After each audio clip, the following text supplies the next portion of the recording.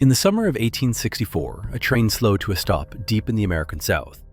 Inside were Union soldiers who had already endured days of confinement, but what awaited them beyond the tracks would redefine suffering itself. One by one, the men stepped down and formed a silent line facing a towering wooden fence. It stretched endlessly, cutting through the landscape like a scar. When the gate opened, there was no mistaking what lay inside. This was not a battlefield. This was not justice. This was a place where survival became uncertain the moment you entered. Viewer discretion is advised.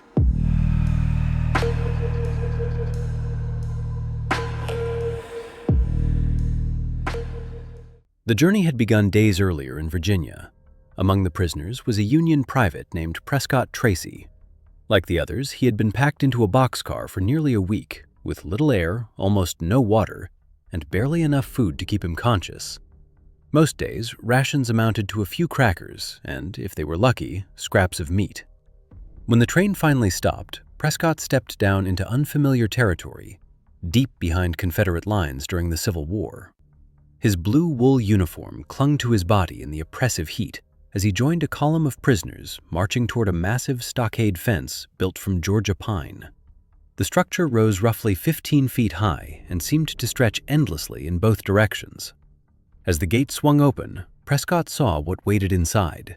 Thousands of men, emaciated, filthy, barely recognizable, crowded into an open field stripped of shade, shelter, and dignity. In that moment, he became an inmate at Andersonville Prison. Today, Andersonville is a quiet rural town. Nothing about it hints at the scale of human suffering that once occurred there. During the war, its isolation made it an ideal location for the Confederacy to confine prisoners far from Union forces. Earlier in the conflict, captured soldiers were often exchanged and sent home, under oath not to return to combat. But that system collapsed as political tensions grew, particularly over the treatment of black Union soldiers. When exchanges ended, prisoners began to accumulate faster than either side could house them. Confederate leadership needed a new solution. Prisons near Richmond were overcrowded and dangerously close to Union advances. A new camp was ordered, far south, remote, and accessible by rail. Andersonville met every requirement. Construction of the camp began in early 1864, but prisoners arrived before it was finished. The prison was originally designed to hold around 10,000 men. Within months, that number was exceeded many times over. By the time Prescott arrived in June, nearly 30,000 prisoners were confined inside a space never meant to hold even half that many. At its peak, more than 33,000 men were crammed into the camp. Overcrowding quickly turned the prison into a humanitarian disaster. There were no barracks, no tents, no issued shelter of any kind. Prisoners were left completely exposed to the elements. Some stripped off their remaining clothing and stretched it over sticks to create crude covers. Others built makeshift lean-tos from scraps, known as shebangs. None offered real protection. Georgia's summer heat was relentless. Temperatures regularly climbed above 35 degrees Celsius, with humidity that made even resting unbearable. At night, the heat barely eased. Clothing deteriorated rapidly. Union uniforms, once sturdy, wore down to rags. Many prisoners were left nearly naked, not by choice, but by necessity. The ground beneath them offered no relief.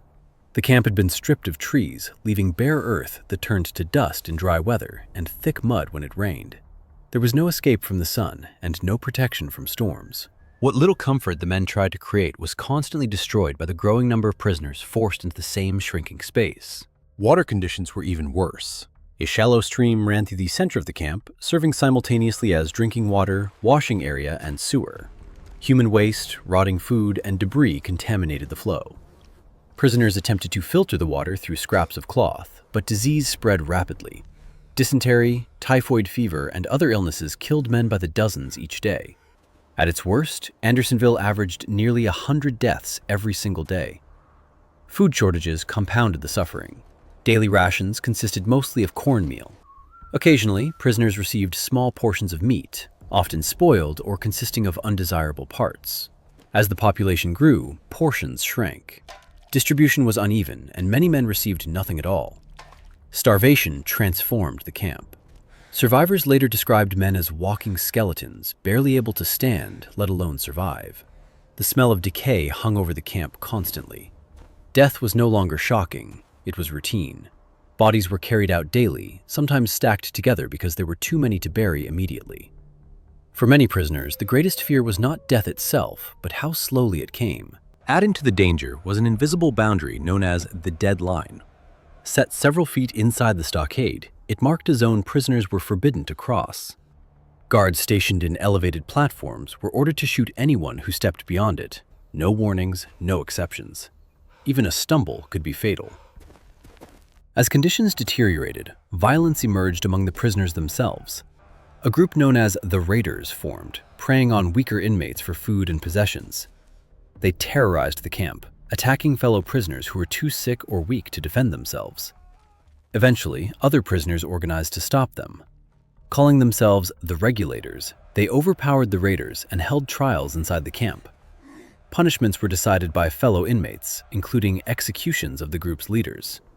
Even justice had to be improvised in a place abandoned by humanity. Despite these efforts, daily life remained a struggle for survival. No action could undo the overcrowding, starvation, and disease that defined Andersonville. As the war neared its end, pleas were made to reinstate prisoner exchanges. They were denied. Limited evacuation attempts failed due to Andersonville's remote location.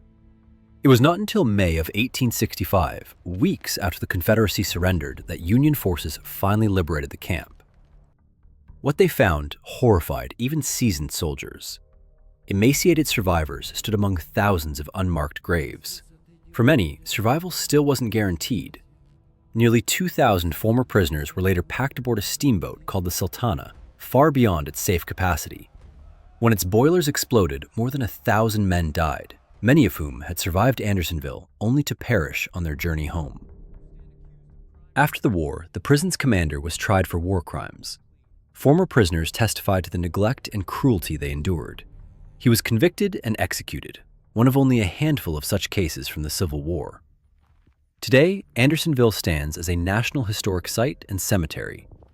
Over 45,000 Union soldiers passed through its gates. Nearly 13,000 never left. In a war defined by battles and bloodshed, Andersonville remains one of its deadliest places, without a single battle ever being fought.